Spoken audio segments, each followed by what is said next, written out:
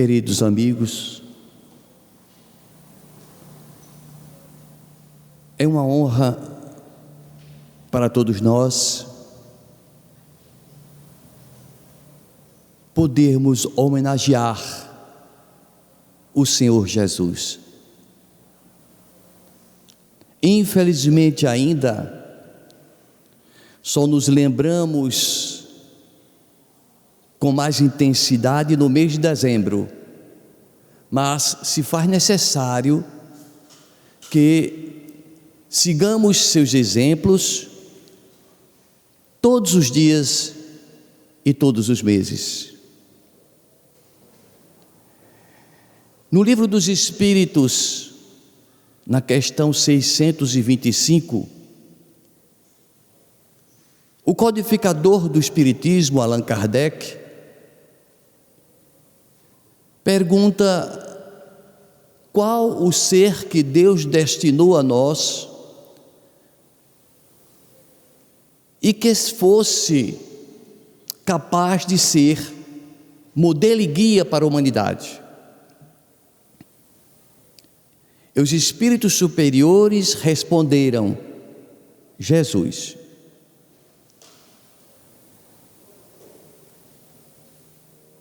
A resposta singela de Jesus precisa ser ampliada para que nós tenhamos uma vaga ideia do que seja o Cristo de Deus. Ele não foi apenas modelo e guia, ele foi co-criador com Deus e é muito mais. E a gente às vezes nem conhece, nem sabe, nem faz ideia, porque uma vez que a gente conheça a grandeza espiritual desse Espírito, à medida que a gente coloca à distância das estrelas, ao mesmo tempo passamos a compreender o sacrifício que ele fez para mergulhar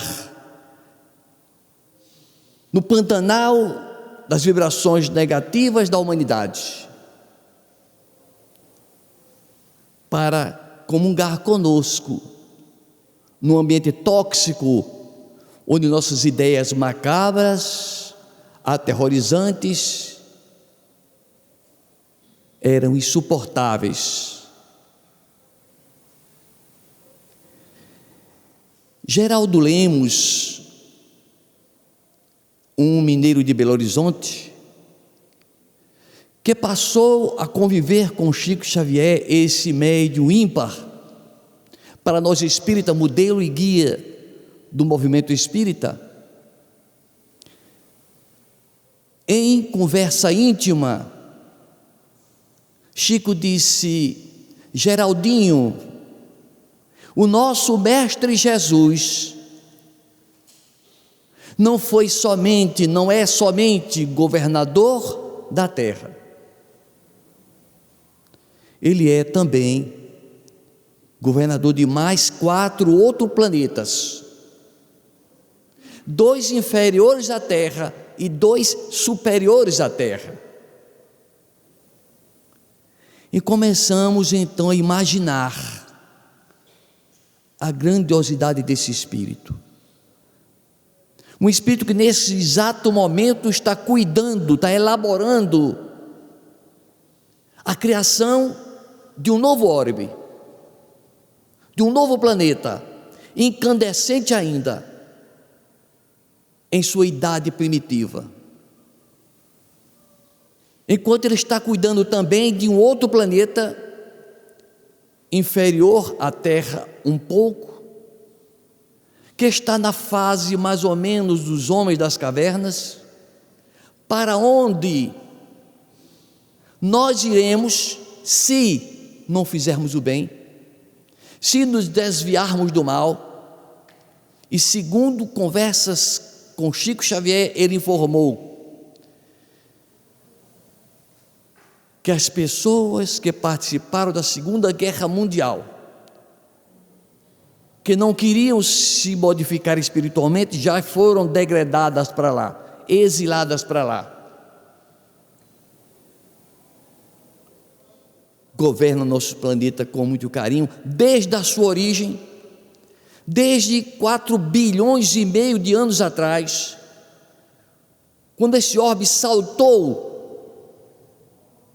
do centro incandescente do Sol, e Jesus cuidou com amor, e com a equipe espiritual dele,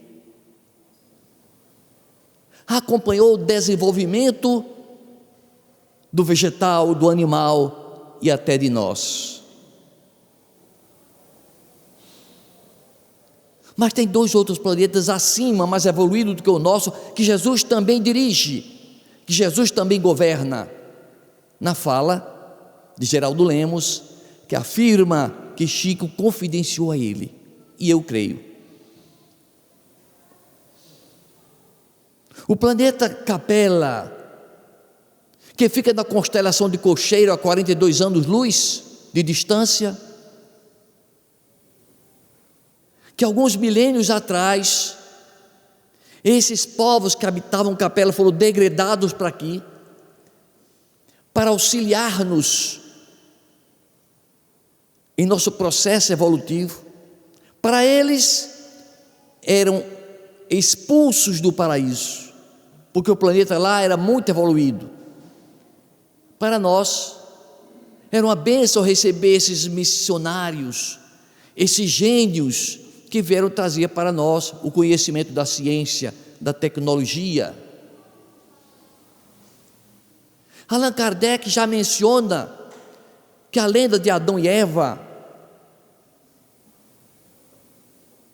nada mais é do que aquilo que ficou no inconsciente desse povo que veio degradado, desse planeta Capela, que era tão bom que eles passaram a ter recordações como que perderam o paraíso, que foram expulsos do paraíso, e chegaram aqui esses povos para auxiliar no nosso processo evolutivo, em colônias de milhões de criaturas. Eram os árias, o povo de Israel, as castas da Índia e os egípcios. Os egípcios já desapareceram. É como que todos voltaram para o Egito, voltaram para a Capela. Aqui, em segredo, para que ninguém saiba, só ficou aqui na terra alguns egípcios teimosos, recalcitrantes, que não foram ainda para a Capela porque não pagaram suas contas. Eu estou pedindo esse sigilo porque eu tenho essa vaga sensação que eu fui egípcio, que eu vim de lá de Capela. Então todo mundo já voltou, pagou a conta, já está tudo em ordem. Zandélio ficou. Quando eu visitei o museu egípcio em Turim, sofri um baque cardíaco, me impactei. Eu acho que foi gente fina lá no Egito, gente boa mesmo, uma maravilha. Portanto, Jesus não só governa a Terra, como dissemos, 2 planetas inferiores e 2 superiores. O mais elevado é o planeta que gira no sistema de Sírius, onde Alcione, relatado no livro Renúncia, reside. Então Jesus, esse espírito espetacular, que cria orbes sob a supervisão de Deus, então ele não é só modelo e guia. Parece muito pouco modelo e guia. Co-criador com Deus fala muito mais. Ele disse: eu e o Pai somos um.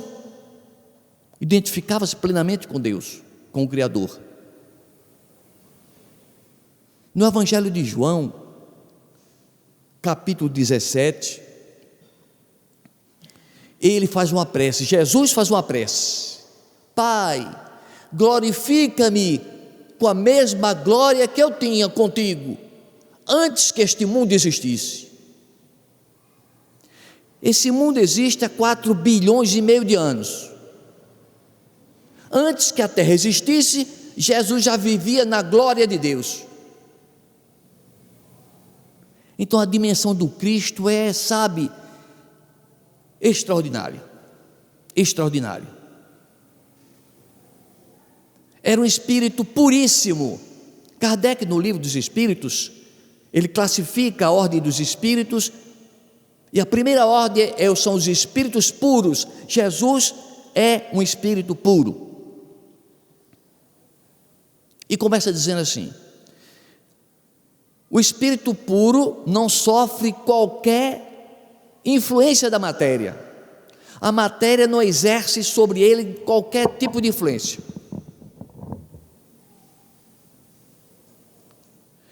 Ele, o Cristo, ele influencia a matéria, mas não é influenciado por ela.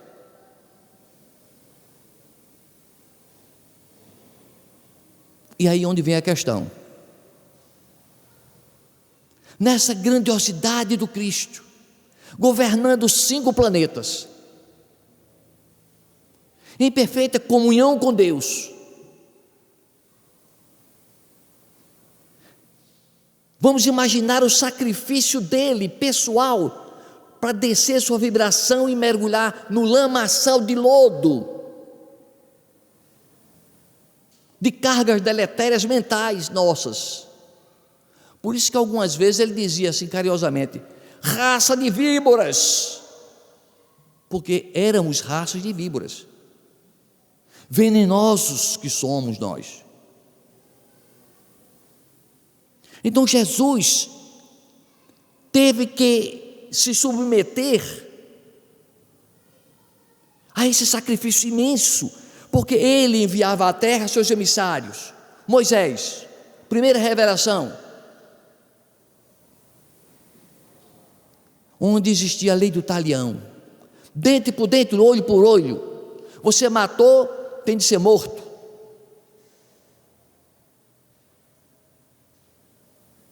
Depois, o próprio Cristo veio para mostrar que a lei não é do negação: não faça isso, não faça aquilo, não matarás, não adulterarás, mas é o da afirmação: façais o bem ao próximo, amará o teu próximo, perdoa 70 vezes 7 vezes. Vem Jesus ensinar-nos o amor legítimo.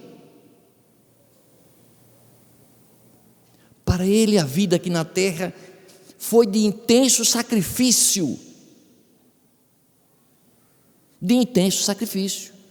para suportar essa atmosfera, como dissemos.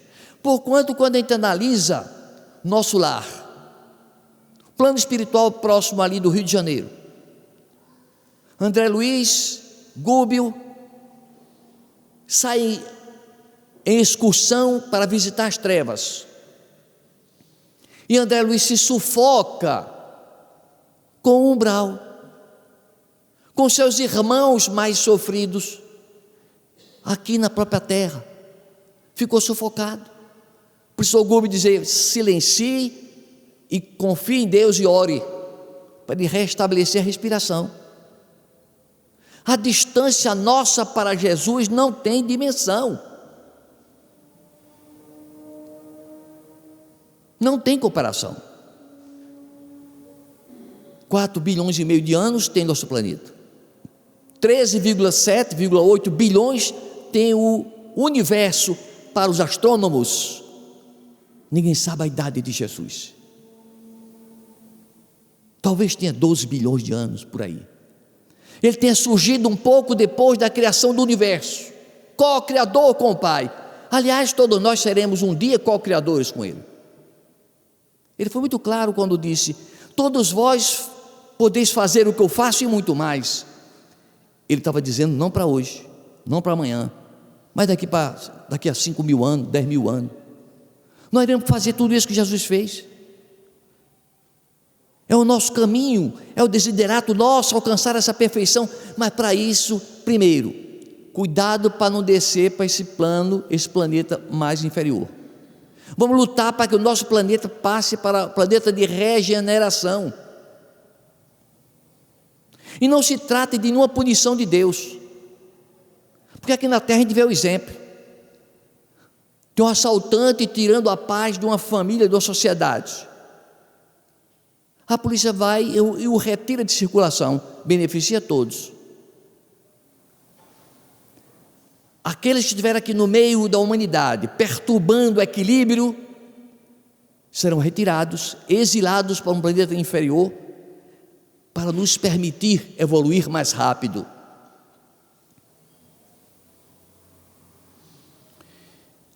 Jesus então resolve pessoalmente vir à terra. Mandaram vários emissários, mas ninguém resolvia a parada. Ele sabia que era difícil, complicado. Primeiro porque, consultando o livro dos Espíritos, na questão 113, é explicado que os espíritos puros não sofrem nenhuma influência da matéria. Se não sofre nenhuma influência da matéria, como é que ele poderia encarnar? Porque tem que haver uma influência recíproca entre espírito e matéria e espírito, para poder coabitarem no processo de encarnação. No livro Gênesis, Kardec diz que logo após o óvulo ser fecundado, laços magnéticos exercem uma atração irresistível para que o espírito reencarne. Mas se está escrito no livro dos Espíritos que a matéria não exerce influência para Jesus, para o espírito puro, se a matéria não atrai Jesus, Jesus atrai a matéria, mas a matéria não atrai Jesus, como ele pôde reencarnar? Aí é o problema. Aí é a hipótese de trabalho que eu tenho trazido, ou vou trazendo hoje, para nós pensarmos, para nós analisarmos. Porquanto muita gente ficou dizendo: não, Jesus nasceu naturalmente como nós nascemos. Queremos ser muita coisa, viu? A verdade é essa. Queremos ser muita coisa, nariz empinado. Na verdade, a nossa matéria é incompatível com a angelitude do Cristo. Basta dizer o seguinte: a nossa diferença para um macaco bonobo é de 1,3%. 98,7% somos iguais ao macaco. E mesmo assim, o ser humano não reencarna nos macacos. Não é possível. A diferença entre nós e Deus e Jesus será de 1%? 10%, 20%, 50%, 100%? Talvez a diferença entre nós e Jesus seja de 99,9%. É muito grande a diferença. Não podemos ter ideia. E se a diferença é tão grande, é impossível que a matéria suportasse a presença do Cristo. Aí a gente começa a perceber a dificuldade que teve o Cristo para encarnar na terra.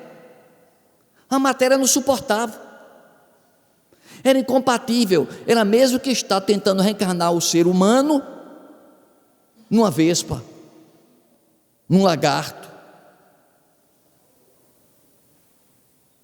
São seres de evolução diferente. Então o que foi que fez Jesus? Primeiro vamos citar as passagens bíblicas. Está lá em Isaías capítulo 7, no Velho Testamento, alguns séculos antes de Jesus.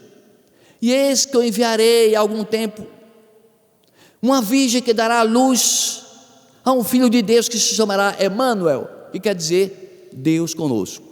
Uma virgem dará à luz um filho.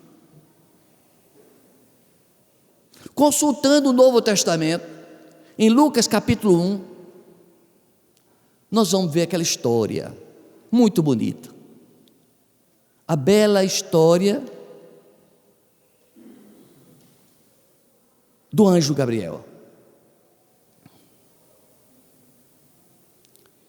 Maria estava noiva de José, está em sua casinha, humilde, quando de repente uma luminosidade clareia toda a sala, e no meio daquela luz apresenta-se o anjo Gabriel. Salve, agraciada, o Senhor é contigo, foste escolhida por Deus, irás dar à luz um filho, porás o nome dele de Jesus. E ela fica confusa, como é que ela vai dar à luz se ela não teve contato físico com José? Mas como? Eu não tive contato com José. O teu processo, Maria, se dá por intervenção divina, por intervenção do Espírito Santo.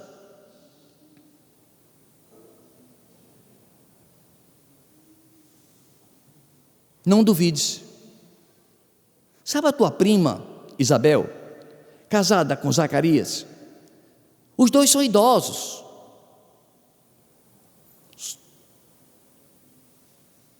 Ela vivia recolhida, envergonhada, porque na região da Palestina, ser estéril era motivo de vergonha. Ela vivia escondida. E Zacarias já estava cansado de tanto rezar, pedindo a Deus que ela engravidasse, e ele depois desistiu. Chegou numa idade que não tem jeito, passou do tempo, a menopausa para frente, muito. Ela estava velhinha e ele mais velho ainda. E um dia, conta o anjo Gabriel a Maria: Maria, isso vai acontecer contigo. Não sabes a tua prima Isabel, que pensava que era estéril, já está grávida com 6 meses. E ela foi visitar Isabel. Zacarias estava cansado de rezar todos os dias. Homem, não vou rezar mais não tem jeito não. Mas um dia ele foi escalado para trocar os incensos dentro do templo, e quando ele estava solitário, materializou-se um espírito e disse: Zacarias, as preces de tua esposa e as tuas preces foram ouvidas, e Isabel vai dar à luz. E Zacarias olhou para o anjo e disse: você está por fora, vai olhar a idade dela, está dizendo isso a mim, vai olhar. O anjo: você não está acreditando não? Eu disse: não. Pois você vai fazer o seguinte, você vai ficar mudo até o dia que nascer o menino, e só vai voltar a falar se você botar o nome do menino de João. Isso aconteceu. Passaram os outros meses, ela descansou, e quando o filho estava nos braços, disseram assim: Zacarias, bota o nome do menino de Zacarias Júnior. E, escreveu numa tábua João, aí passou a falar.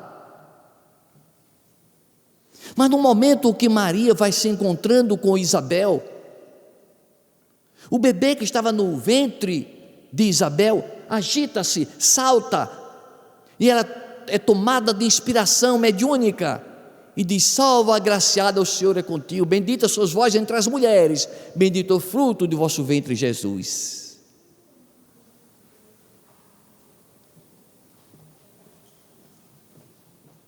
No livro Paulo e Estevão, nós vamos ver a epopeia do grande missionário que foi o apóstolo Paulo. Paulo, que começou a perseguir os cristãos. Paulo, que imaginava que Jesus fosse um embusteiro,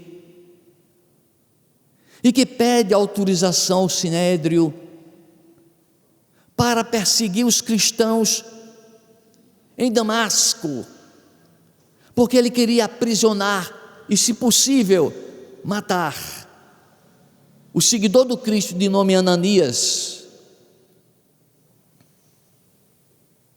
E Saulo, porque antes dele conhecer Jesus, o seu nome original é Saulo, viaja para Damasco com ordens expressas do Sinédrio, com 2 outros companheiros, a viagem de dia pelo deserto. E quando está por volta do meio-dia, o sol a pino, abre-se o espaço, e uma luz superior do sol atinge os olhos de Saulo. E no mesmo instante ecoa aquela voz sublime: Saulo, Saulo, por que me persegues? E Saulo cai por terra, gritando: a quem eu persigo, a quem eu persigo? A Jesus de Nazaré tu persegues. E ele ficou cego. Só alguns dias depois, a pedido de Jesus, Ananias, a quem ele pretendia matar, vai à sua casa, à sua hospedaria, e o cura da cegueira. E esse homem que passa a seguir o Cristo, de perseguidor passa a ser seguidor, muda seu nome de Saulo para Paulo, o grande Paulo, apóstolo dos gentios. Então Paulo, ele tinha interesse, vontade que alguém conversasse com Maria Santíssima e colhesse delas informações precisas sobre a infância de Jesus. Ninguém escreveu sobre a infância do Cristo, sobre o parto, sobre a gravidez. Então ele disse: eu não disponho de tempo. É a época que ele conhece o médico Lucas, e pede a Lucas: Lucas, você devia conhecer Maria de Nazaré, a mãe do Salvador, conversar com ela, colher informações e escrever o Evangelho com mais detalhes. Você, como médico, para deixar mais explícito como foi essa gestação, essa gravidez. Então, aquilo que Lucas diz no capítulo 1, começamos a entender que seja verídico, porque não foi qualquer um que conversou com Maria, foi um médico. E se Lucas disse que ela disse que conversou com o anjo Gabriel, e que ela disse que não tinha contato físico com José, que era obra do Espírito Santo, o Evangelho de Mateus capítulo 1 também menciona isso, que sem ela conhecer fisicamente José, quando ele percebeu que ela, a sua noiva, estava grávida, ele tensionou, ele se dispôs a abandoná-la, porque uma mulher que fosse pega em adultério era morta apedrejada, e ele não queria que aquela jovem, tão bela, tão meiga, tão linda, pudesse ser apedrejada. Então ele resolveu abandoná-la. Mas de noite, ele tem um desdobramento mediúnico. Nesse desdobramento mediúnico, ele encontra-se com um anjo, possivelmente o anjo Gabriel, e diz: José, o que está acontecendo com Maria, tua noiva, é obra do Espírito Santo. Aceita, ela precisa da tua companhia para criar o filho. Ele é o enviado de Deus. Quando ele acordou, foi conversar com Maria e revelou a ela o sonho, e mantiveram esse segredo. Até que chegou a época do recenseamento, foram a Belém, e lá em Belém nasceu Jesus. Mas a grande questão, a grande polêmica, que passou por séculos é: Maria estava ou não virgem? Era ou não virgem? alegação de que ela virgem antes, durante e depois, para o espírita não faz sentido, porque Maria teve 4 filhos depois de Jesus. 4 filhos. Em certo momento disseram assim: Jesus, tua mãe e teus irmãos estão aí fora querendo falar contigo. O sexo, pessoal, é algo sublime, divino, próprio para a nossa humanidade, mas não para os arcanjos. O arcanjo não precisa mais de sexo. O arcanjo não precisa mais. Então, como poderá ter acontecido? Como poderá ter acontecido essa gravidez de Maria? São hipóteses de trabalho.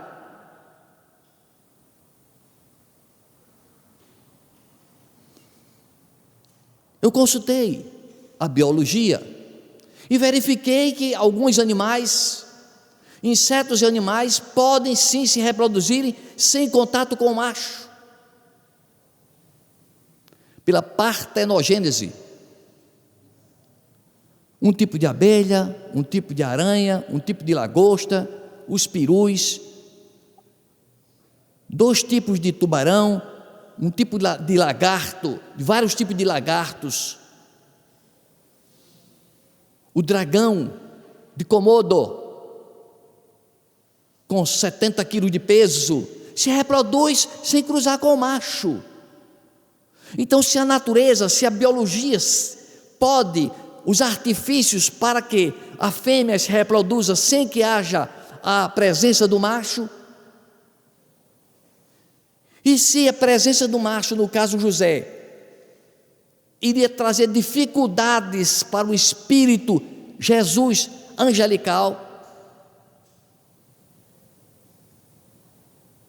então houve a intercessão do Espírito Santo, de espíritos superiores, para em Maria ser gerada. Diz Kardec, na Revista Espírita do mês de janeiro de 1862, que Maria Santíssima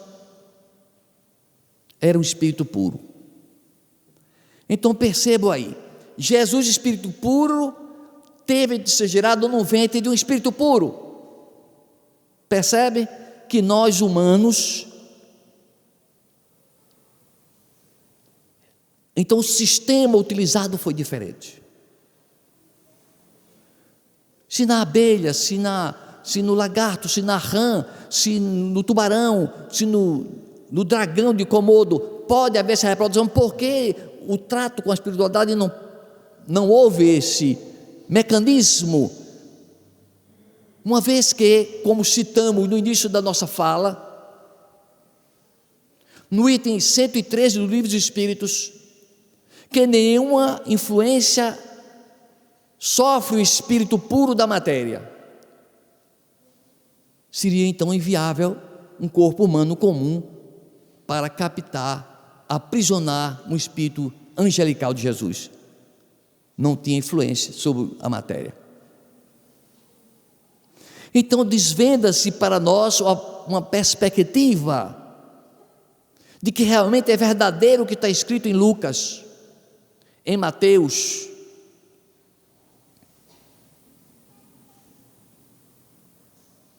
Nós estamos diante de um infinito, um infinito que nos pertence à noite, numa noite sem nuvens, sem lua, e longe das luzes da cidade, nós podemos contemplar 9.400 estrelas saltitantes na abóbada celeste. Mas existem bilhões e trilhões de estrelas, milhares e milhões de nebulosas. Digamos com certeza, todas essas galáxias e nebulosas são organizadas e zeladas por servidores de Deus. É esse o mecanismo evolutivo. Saímos da bactéria, evoluímos, estamos no ser hominal, iremos para o angelical, e Deus vai nos dar as nossas atribuições para sermos co-criadores com Ele. No Evangelho de João, capítulo 10, ele diz assim: Jesus, eu tenho outras ovelhas que não são deste aprisco. Jesus estava dizendo, porque o aprisco é a terra. Eu tenho outras ovelhas que não são desse, é do outro aprisco, eu tomo conta de outro. Eu tenho outras ovelhas que não são deste, são do outro aprisco, que eu também tomo conta. Importa que eu as salve também.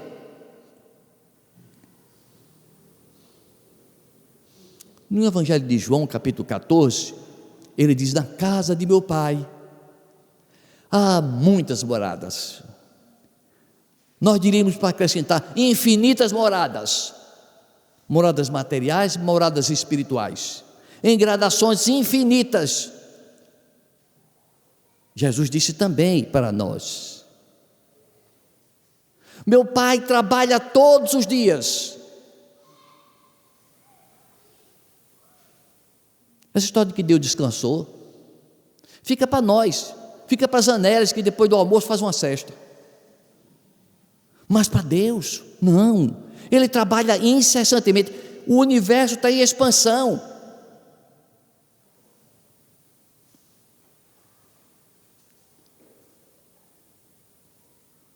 Então nós temos que agradecer a Deus por esse missionário que Ele mandou aqui, por Ele ter solicitado vir pessoalmente. Eu entendo até que Ele permaneceu dos 12 aos 30 sem se apresentar, para economizar energias e para se livrar, para se furtar da carga pesada da nossa atmosfera. Viveu entre nós mais intensamente 3 anos. E começa seu trabalho no dia das bodas de Caná, num casamento. Como dizer para nós: casem-se, multipliquem-se. E quando está nas bodas, o dono da festa botou a mão na cabeça e começou a suar frio. Maria, a mãe de Jesus, logo tomou conhecimento que tinha acabado o vinho. E ela, como era muito prestativa, quis ajudar. E ficou para mim muito claro que ela em casa, algumas vezes que faltava vinho, Jesus fazia vinho, fazia trigo, multiplicava a água, transformava água em vinho. Se não fosse assim, ela não diria: filho, faltou vinho. Se fosse a gente, dizia: eu não sou dono da viticultura. Mas Jesus diz assim: não é chegado o meu dia ainda. Aquele olhar pendurado: mas filho, estão tão apertado aí, tanta gente. Veio mais gente do que esperava o dono da casa. Já acabou o vinho. E Jesus manda encher as talhas, cada uma cabendo 100 litros, encher as talhas de água. Voltaram para ele e disseram assim: e aí? Enchemos d'água, mandou que encher, tá, isso é água. Agora prove o gosto da água. Quando meteram a caneca da água que levantaram, era vinho puro da melhor qualidade. Jesus manipulava quimicamente. Por que não pôde manipular quimicamente o óvulo de Maria Santíssima, para que fosse possível ser gerado um corpo especial, mas um corpo físico, não era materializado, era um corpo físico, mas que não precisou da intervenção, no nosso modo de ver, de José. Porquanto a afirmativa de Lucas, a afirmativa de Isaías, a afirmativa de Mateus tem consistência. E comparando e entendendo, se não é possível com o DNA de diferença de 1% entre o homem e o animal, ser possível a reencarnação, quanto mais a diferença entre nós e os arcanjos, que vai de 90% para frente. Inviável, impraticável. Portanto, o apóstolo Paulo conversa com Lucas e vai conversar com Maria. Conversa com Maria e pede a ela explicações de como foi o início. E ele foi até a casa de Maria, em Éfeso, e ela contou os relatos que estão no Evangelho de Lucas. E Maria ficou conhecida das redondezas como a missionária de Deus, aquela que contava detalhes da vida do Cristo que ninguém sabia, e começou a chegar caravanas de viajores para conversar com Maria. Ora, eram alguns velhos, cansados, enfermos, que ela aliviava, consolava e mandava entrar em casa. Até que um dia chega um cidadão estranho, de pés descalços, semblante cansado. Ela manda entrar, sentar-se diante dela, e ela diz como tratava a todos: filho, andas muito, vieste de longe, vim de longe, que trazes? É a vida. E começou a conversar com esse ser, esse viajor estranho, e começou a se perguntar: que voz é essa? Eu já ouvi essa voz em algum lugar. E de repente ele esboçou um sorriso. Aquele sorriso ela conhecia de algum tempo atrás. Ele mexe com as suas mãos e ela vê os cravos marcando a pálpebra, a palma da mão. Olha para os pés, a marca dos cravos. És tu, meu filho? Ele abre o manto, ela vê a marca no peito. Ela tenta se ajoelhar a seus pés, ele a ergue e se abraçam ternamente. Filho querido, mãe, o meu pai mandou te buscar para trabalhares na ampliação do universo com o coração teu cheio de amor. Que Jesus nos ampare.